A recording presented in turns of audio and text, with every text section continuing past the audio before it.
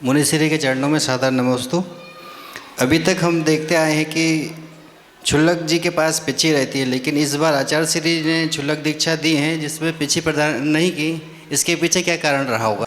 गुरुवर ने, आचार्य भगवंतों ने आगम ग्रंथों में महाव्रती साधुओं के लिए कोमल मयूर पिक्षिका शब्द लिखा है, लेकिन आगम ग्रंथों में जब कभी भी गुरुवर पढ़ते थे तो वहाँ पर क्षुल्लकों के लिए मयूर पिक्षिका ना लिख करके मृदु उपकरण ऐसा शब्द लिखा। चूँकि वो श्रावक हैं, जैसे आप श्रावक हैं 2 प्रतिमा 5 प्रतिमा वाले, ऐसे वो भी 11 प्रतिमा के उत्कृष्ट श्रावक हैं, लेकिन उनका भी अभी पूर्णतः हिंसा का त्याग नहीं है।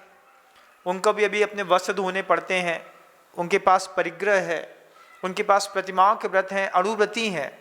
तो अणुव्रती के हाथ पर महाव्रती की पिक्षिका तो महाव्रती आचार्यों को भी पसंद नहीं थी, तो आगम ग्रंथों में मृदु उपकरण ये शब्द लिखा और दिगंबर साधुओं के लिए मयूर पिक्षिका शब्द ही लिखा कि निपिच्छे नथि निवाणम, बिना पिक्षिका के किसी साधु को निर्वाण नहीं होगा, ऐसे शब्द लिखे। तो भगवान गुरुदेव बहुत दिनों से इसमें विचार कर रहे थे कि मुझे इसका प्रयोग रूप में लाना तो है, लेकिन गुरुदेव ने बहुत लंबे समय से क्षुल्लक दीक्षा दी ही नहीं। निरंतर वो साधुओं को ऐसा तपाते, तैयार करते और दिगंबर मुनि बना देते। तो दिगंबर मुनि बना देने पर किसी को महसूस नहीं हुआ कि क्षुल्लक के हाथ में पिचका नहीं देंगे तो भी काम बनेगा। लेकिन आचार्य भगवंत ने अपने उपांत समय में ये निश्चित किया कि मुझे पहले क्षुल्लक दीक्षा देनी है। गुरुवर से पूछा कि क्यों? क्योंकि वो जो मेरे मन के अंदर आचार्यों की वाणी को रखने का भाव था, वो मैं ये मुनि बनाने के चक्कर में उनको रख नहीं पाया। अब मुझे ऐसे क्षुल्लक बनाने हैं जिनके हाथ में मृदु उपकरण, उनका एक नैपकिन जैसे जो रहता है वो रहेगा। ये जनता को दिखाना भी जरूरी है, नहीं तो जनता यही समझेगी कि क्षुल्लक जी के हाथ में पिच्छिका ही रहती है। फिर गुरुदेव से पूछा भी कि महाराज जी, आपने तो क्षुल्लक अवस्था में कई जिनको क्षुल्लक दीक्षा दी उनको तो आपने पहले पिछी दी। बोले मैंने पहले पिछी दी, लेकिन मैं उस समय साहस नहीं कर पाया। अब मेरा साहस बढ़ गया है, अब मैं इस चीज को करके जनता को दिखाना चाहता हूं कि मृदु उपकरण का मतलब मोर पिक्षिका नहीं होती है, मयूर पिक्षिका महाव्रती के हाथ में होती है और सामान्य क्षुल्लकों के हाथ में मृदु उपकरण होता है। तो आगम ग्रंथ के एक शब्द को जीवंत करने का श्रेय जाता है गुरुदेव को।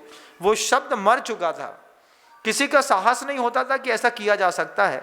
पुनः एक नई रेखा खींची है और आचार्य वे महान पुरुष होते हैं जो आगम को धक्का नहीं लगने देते। अगर मान लीजिए आचार्यों की किसी क्रिया से आगम को धक्का लग गया तो वे आचार मूल से दीक्षित होने के बावजूद प्रायश्चित के पात्र बन जाते हैं। आचार्य भगवंत ने पहले पूरा विचार किया, विद्वानों को भी बताया, विद्वानों ने भी समर्थन किया कि महाराज आगम ग्रंथों में लिखा तो ऐसे ही है, क्योंकि श्रावक है, कपड़ा धोएगा, साबुन सोडा लगाएगा, तरस हिंसा का पूरा त्याग नहीं कर पाएगा, तो उसके हाथ में मयूर पिक्षिका स्थावर को बचाने के लिए, तरस को बचाने के लिए, अब चूंकि उसको अपने काम तो करने ही है, फिर उसको कैंची से वो कटिंग भी कराते हैं। केश लूज करने का नियम तो रहता नहीं है, तो ऑप्शनल रहता है कि वो कैंची से कटिंग भी करा सकते हैं और केश लूज भी कर सकते हैं। ये अलग बात है कि साधु वर्ग के बहुत सारे क्षुल्लक जो हैं वो केशलोच करते हैं, ये सौंदर्य भी है, अपनी तपस्या को बढ़ाने का एक प्रयास भी है। लेकिन गुरुवर को उपांत समय में जीवन के उस शब्द को जीवित करना था कि मयूर पिचका न होकर के मृदु उपकरण है, हम जनता को कैसे दिखाएंगे। तो गुरुवर ने 25-30 क्षुल्लकों को दीक्षित करके और ये बात जनता के बीच में रखी है। और मैं तो ऐसा मानता हूँ कि नए आचार्य महाराज जी भी अगर कभी क्षुल्लक दीक्षा देंगे तो वो इसी परंपरा का निश्चित रूप से निर्वाह करेंगे। वैसे मैं तो चाहता हूँ कि सबको दिगंबर दीक्षा ही एक साथ मिले तो बहुत अच्छी बात है, ये एक सौभाग्य है।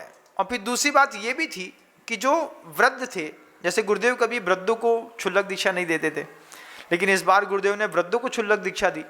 अब उन वृद्धों को एक स्थान पर स्थापित किया, उनके लिए आश्रम बनाया कि आप लोग यहाँ वहाँ कहाँ जाएंगे, क्या करेंगे।